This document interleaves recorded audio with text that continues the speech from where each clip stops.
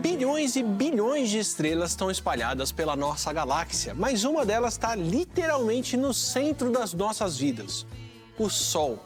No programa de hoje a gente vai falar sobre do que ele é feito, como as culturas entendem o Sol, o futuro dele por aqui, como ele influencia as estações e a vida aqui na Terra e como tecnologias aproveitam a energia solar. O Hiperconectado de hoje está cheio de luz e calor. Começou!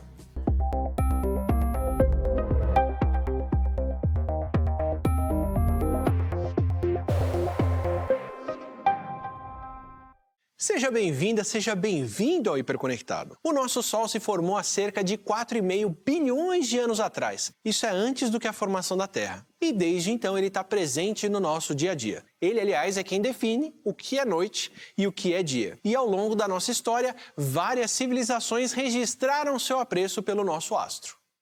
No Egito Antigo, Ra era um deus com cabeça de falcão responsável por trazer calor para os corpos vivos. Na Grécia Antiga, Hélio, um titã, era a personificação do Sol e Apolo era o deus da iluminação.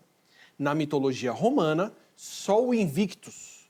A mitologia hindu também tem um deus Sol, Surya, que é tido como criador do universo, fonte de toda a vida, a alma que traz luz e calor ao mundo.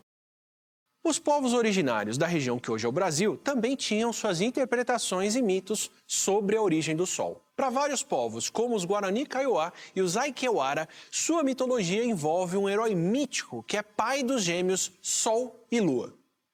Para os Xingus, os gêmeos Sol e Lua são os arquétipos dos autores da humanidade atual.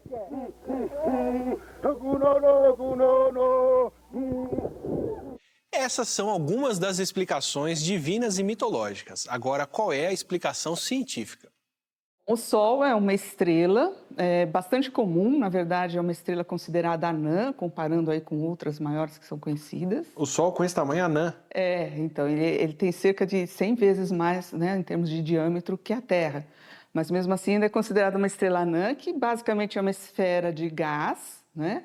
E ela se mantém nessa forma de esfera por conta do equilíbrio. Todas as forças estão agindo em todos os lados de forma igual. Está todo mundo atraído para o centro. Então ela tem essa tendência de se manter nessa forma estável e esférica, porque há uma produção de energia no interior que tende a expandir a estrela, mas ao mesmo tempo a sua própria gravidade tende a implodir. Então é uma estrela que está num equilíbrio muito estável. O Sol é formado por 6 camadas. São elas: a coroa, que é a camada mais externa, a cromosfera, a fotosfera, que é como se fosse uma superfície do Sol, entre aspas, a zona de convecção, a zona de radiação e o núcleo, que é onde ocorre a fusão termonuclear, onde os núcleos de hidrogênio se combinam para formar o hélio e liberar uma enorme quantidade de energia. O Sol é composto por 91% de hidrogênio, 8,9% de hélio e 0,1% de elementos pesados como nitrogênio e carbono. Esses elementos, o hidrogênio e o hélio, como que a gente sabe que eles estão lá, então? A gente depende de 2 técnicas. Uma, que é a técnica observacional, que nós precisamos de equipamentos sofisticados para coletar o espectro da luz que vem do Sol. E a partir de modelos teóricos, aí a gente usa a parte de computação, né, de cálculos computacionais, para confrontar o que explica a presença de uma determinada característica em função da quantidade de átomos, as condições físicas também da estrela, porque você precisa de uma determinada densidade, uma determinada temperatura para produzir essas características que aparecem no espectro. Como se fosse um prisma, quando a luz chega de uma forma composta e é decomposta por um prisma em diferentes cores. O arco-íris que a gente vê, por exemplo. O arco-íris que a gente vê. Essas cores correspondem a fótons que têm energias diferenciadas. E isso a gente tem como sensibilizar também no que a gente chama de um espectro e formar linhas, né? Linhas espectrais. Então essa luz que vem do Sol para cá, eu posso decompor ela e ela tem assinaturas do que produziu ela? E esse tipo de assinatura você compara com uma lâmpada de hidrogênio que você mede no laboratório, por exemplo. Mas, além disso, com os modelos teóricos e essa parte de simulação numérica com o computador, você consegue entender exatamente as características no interior do Sol, porque a gente está vendo que está saindo, né, da superfície, mas o que está acontecendo lá dentro é via esses modelos teóricos.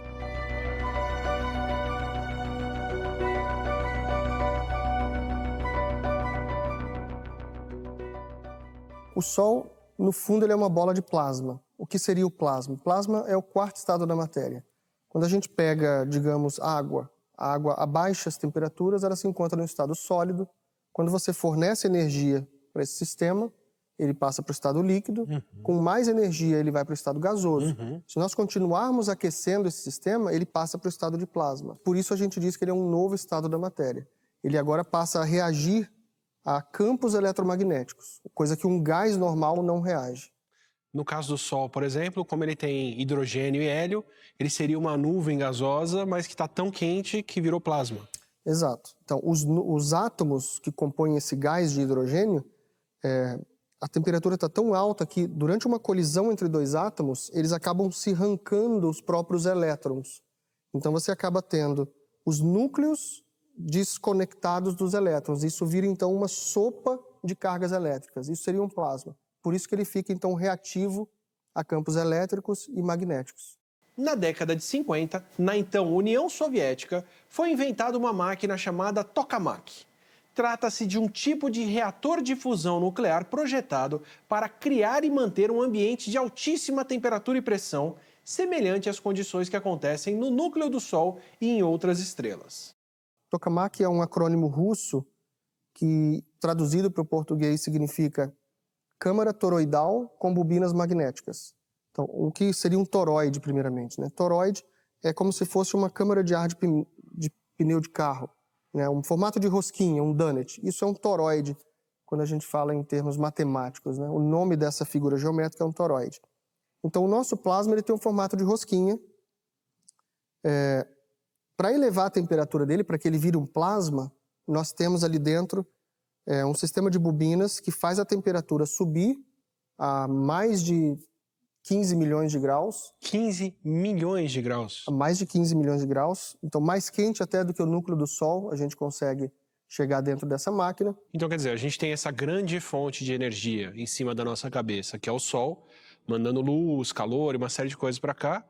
E aqui no tokamak vocês estão reproduzindo parte disso para também fazer produção de energia. Sim. Espera-se que dentro de 10 a 20 anos já comecem a surgir os primeiros protótipos de usinas para a produção de energia baseado em fusão nuclear. E seria alguma coisa parecida com isso? Seria algo geometricamente parecido com isso, mas talvez um fator 3 a 5 vezes maior do que essa máquina. As forças magnéticas aqui são colossais, né? Então precisa de estruturas muito rígidas para impedir que a máquina imploda durante o experimento. E o que é esse espacinho aqui? Para que serve essa janelinha? Essas janelas são janelas de observação, que a gente chama, né? São por elas que nós diagnosticamos o que está acontecendo lá dentro. Né? Como é de se esperar, não dá para colocar um termômetro lá dentro e medir a temperatura do plasma. Então nós precisamos de métodos indiretos para medir o que está acontecendo lá dentro. Então, esse sistema aqui, por exemplo, nós temos um diagnóstico de plasma, que a gente chama, que observa a luz que o plasma emite. Dependendo da coloração da luz, a gente sabe qual é a velocidade dos elétrons, velocidade dos íons, a temperatura do sistema, tanto do elétron quanto do íon, perturbações magnéticas. Temos uma sequência de diagnósticos magnéticos lá dentro para fazer uma reconstrução tomográfica. Então, temos métodos indiretos de saber o que está acontecendo lá dentro, já que não podemos entrar. Como a máquina estava desligada, eu pedi o pessoal para montar para a gente um sistema onde a gente pudesse ver o que é o plasma. Então aqui a gente consegue ver 2 eletrodos, um eletrodo aqui e um outro eletrodo aqui, e a gente aplica alta voltagem nesses eletrodos e a gente ajusta a pressão dentro do tubo com uma bomba de vácuo para que a gente consiga ionizar o gás, que é mais ou menos o processo que a gente faz dentro do tokamak. E quando a gente então ioniza o gás, se a gente ajustar a pressão aqui, a gente consegue ver umas franjas aparecendo ali e uma coloração. Essa coloração é devido à ionização e recombinação dos átomos de hidrogênio que tem ali dentro.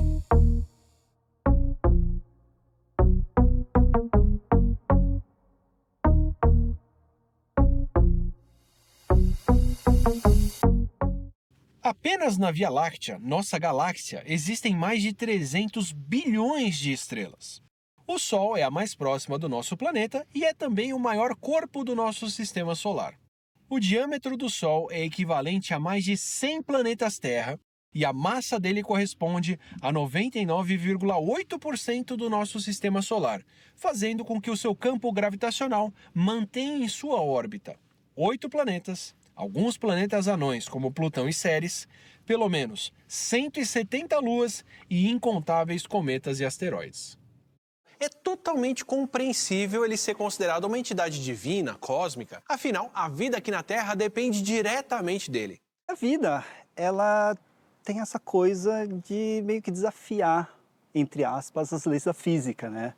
Porque é um sistema organizado no universo que tende à desorganização. Só que, na verdade, obviamente, a gente não desafia nenhuma lei. O que a gente faz, a gente cria um pequeno local onde a gente consegue criar ordem.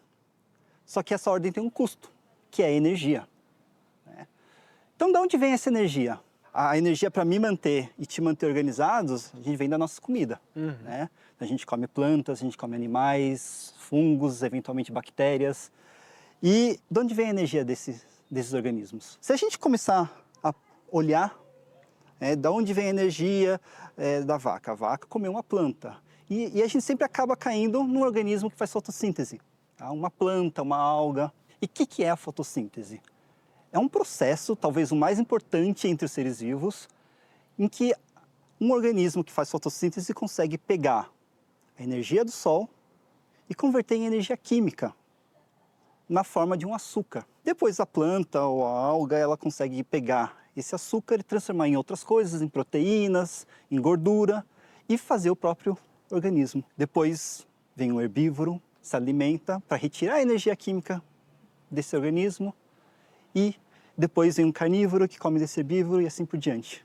Então, no fundo, toda a energia que roda pelos seres vivos, ela depende primariamente do Sol.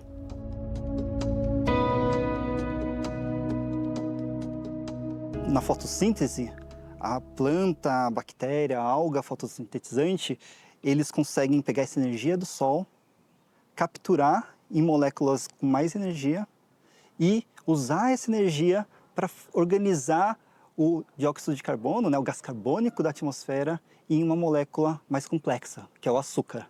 E a partir disso, consegue construir coisas cada vez mais diversas e complexas que são essenciais para a vida. E uma outra coisa que a gente está vendo, falando da influência que o Sol pode ter na Terra e agora na vida aqui na Terra. Então, eu já entendi que a gente depende diretamente da energia que vem do Sol. Mas mesmo quem não se alimenta de plantas ou não faz fotossíntese, tem um ritmo que é ditado pela luz solar.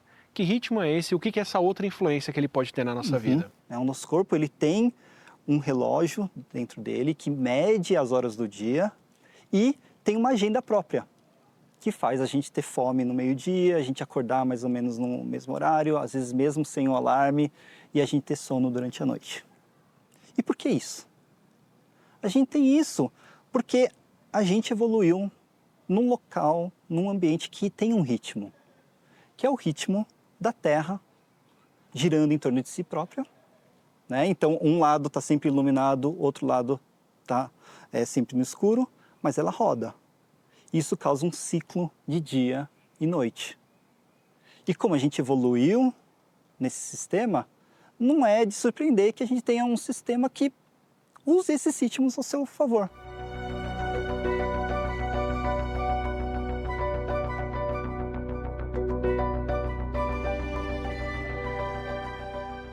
A distância média entre a Terra e o Sol é muito maior do que a minha para essa maquete aqui. São cerca de 150 milhões de quilômetros. O que quer dizer que a luz emitida pelo Sol leva, em média, 8 minutos e 19 segundos para chegar aqui na Terra. Nós estamos no meio da zona habitável ao redor de uma estrela, que é uma região ao redor dela onde a quantidade de radiação é meio que a ideal para a gente poder ter vida. Se o planeta, por exemplo, está muito perto do Sol, se ele tiver água líquida, ela evapora. Tipo qual, assim? Por Mercúrio, Vênus, ali não está muito perto do Sol. A nossa zona habitável, ela pega até, acho que um pouquinho de Vênus, sim, aí a Terra e chegando em Marte. Então, passando, por exemplo, os planetas gasosos, sem chance. Ali a água ficaria congelada, por exemplo. Mas não só isso, né? Por exemplo, a Lua, que é nosso satélite natural, também está na zona habitável, mas isso não garante que ela tenha água líquida, porque ela não tem atmosfera, então depende não só da distância ao Sol, mas também de outros fatores, atmosfera, por exemplo. Essa zona habitável é meio que a zona Caixinhos Dourados ali, onde você nem está tão quente, nem está tão frio, que a luz do Sol, o calor que ele manda, permite ter água líquida no planeta. Isso. E é dessa forma também que a gente procura planetas ao redor de outras estrelas. Então, pensa aqui, nossa estrela, nosso sistema solar, nós temos 8 planetas. Quantas estrelas a gente vê no céu? Estrelas parecidas com o Sol, menores, maiores. E também, imagina se cada estrela dessa tiver pelo menos um planeta, né? E vários exoplanetas foram encontrados, detectados e confirmados na zona habitável, planetas parecidos com a Terra. Tem planetas que chamam de Júpiteres quentes, que são bem maiores, mas ainda não detectamos sinal de vida, né? Como aqui, nós somos, então, até o momento, privilegiados. A gente vai fazer uma pausa por aqui, mas daqui a pouco a gente volta para falar mais sobre o Sol, sobre tempestades solares, as estações do ano e o futuro da nossa estrela. O Hiperconectado já volta.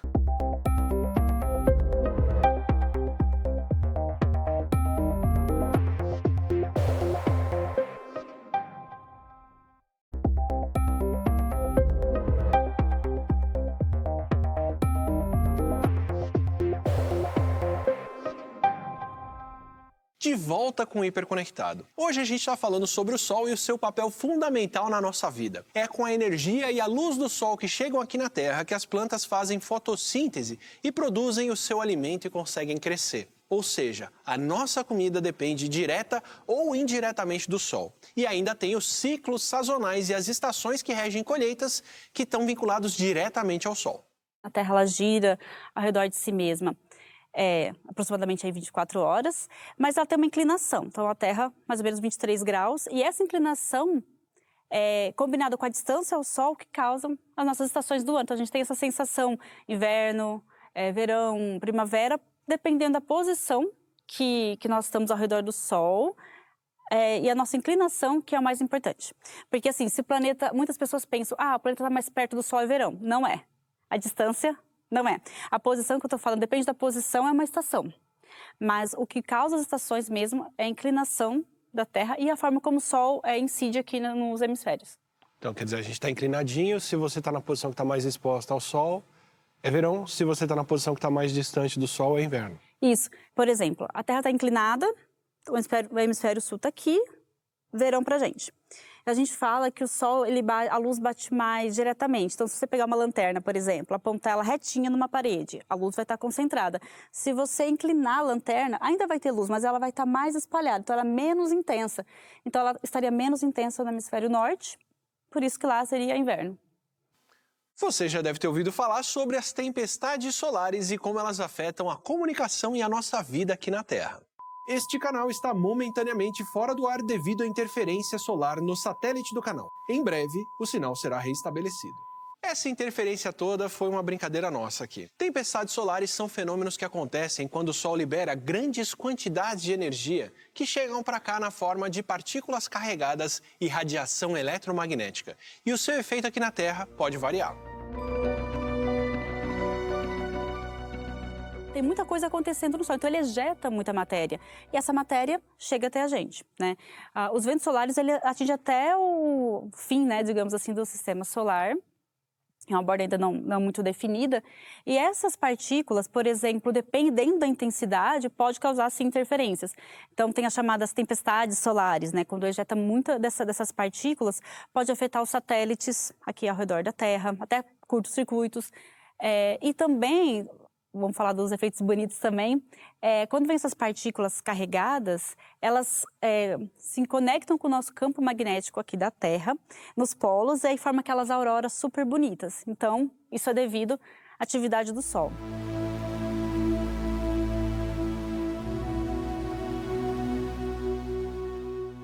Essa atividade está relacionada com a atividade magnética que tem no Sol. É tudo muito complexo e aí você tem momentos em que essas atividades são mais intensas e outros nem tanto. E como que é o nome desses momentos? Isso tem a ver com o ciclo solar, é conhecido como um ciclo de atividade solar, em que está relacionado, por exemplo, com as manchas solares. As pessoas já ouviram falar que esse número de manchas tem a ver com maior ou menor atividade. Se a gente não pode olhar diretamente para o Sol com o telescópio, como que a gente faz para observar ele ou saber que ele tem manchas, por exemplo? Então, para a gente conseguir realmente ver o Sol, a gente precisa de projetar ele, né, que seria o caso que a gente faz com uma folha, ou a gente utiliza um filtro, né? Esse filtro, ele é como se fosse um óculos de sol que a gente coloca aqui no telescópio e ele bloqueia a luz do sol e deixa a gente olhar aqui com segurança. Ah, é um óculos de sol mesmo, assim, É um para olhar óculos para o de sol sol. mesmo. E aí a gente barra, são 99,9997% da luz solar. Ah, são esses pontinhos pretos aqui que a gente... Bom, são manchas solares, né? São manchas mesmo no Sol. Sim, são umas manchinhas que ela faz parte da atividade do Sol. É como se fosse uma sopa de fubá, bem grossa, e ela tem essas ebulições, aquela bolha que faz, ela forma um buraco também na sopa, né? O Sol é mais ou menos isso, essa zona convectiva dele que faz essas explosões solares. Essas são as explosões solares que a gente está vendo. Caramba! E ele está emitindo partículas para o espaço. Como a bolha na sopa de fubá, ela está jogando, ela acaba espirrando, né, fora da panela. Uhum. O Sol também está jogando isso para o espaço.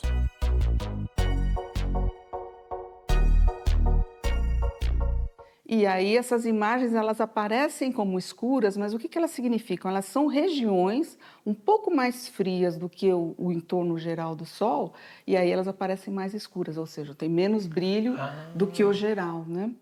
E isso está relacionado justamente com as linhas de campo magnético que impedem que o brilho ou a temperatura seja a mesma naquela região onde ela está acontecendo, por exemplo. Você já ouviu falar, né, polos magnéticos, né, aquela brincadeira com o ímã, que você forma, então, esses arcos magnéticos, acontece no Sol desse jeito. E naquela posição onde estão saindo as linhas de campo magnético é onde fica mais frio e mais escuro.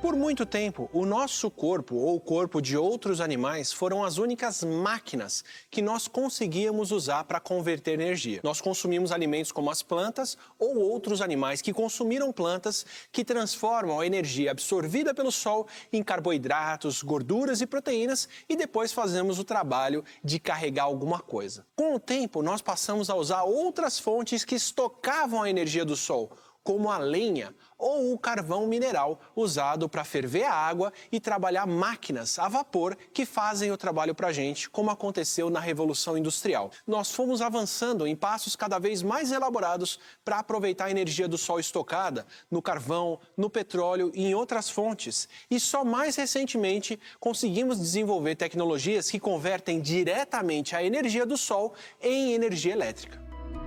A energia elétrica é produzida pela incidência da radiação em uma placa fotovoltaica feita com silício, aquele semicondutor bastante conhecido e com elementos como fósforo e boro. A luz do Sol tem energia suficiente para desprender elétrons da parte negativa que são coletados por um circuito de prata. Ao longo desses mais de 4 bilhões de anos, o Sol tem exercido sua influência aqui no sistema solar e irradiado energia para nós. Mas, como todas as coisas, uma hora ele deve ter um fim. Qual será o futuro do Sol? As estrelas, né, em geral, elas são como a gente. Elas nascem, crescem, evoluem, ficam velhas e morrem. Só que cada estrela morre de um jeito. O Sol é uma estrela, digamos, média. Então, ele vai ter um fim específico. O Sol, ele tem aproximadamente um pouco menos de 5 bilhões de anos, 4,5.